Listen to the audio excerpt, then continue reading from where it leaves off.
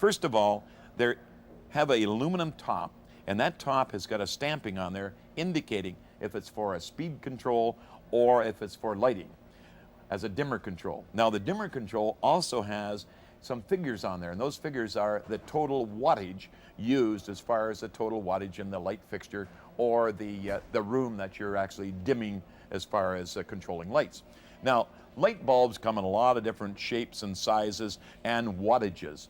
If you're going to control a chandelier, for an example, you want to always take the maximum light bulb size and multiply it by the number of light bulbs in the chandelier. For an example, 6 bulbs, maximum 60 watts, 360 watts. So therefore, you don't want to buy a 300-watt dimmer switch, because if you do, it'll burn out very quickly.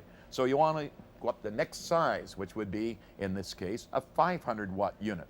So a 500-watt will control very nicely, unless you were to add more bulbs or more lighting in the room. That way you'd have to compensate and possibly buy even a larger dimmer switch. So there you have it, folks. It's very important to have the right unit for the right job.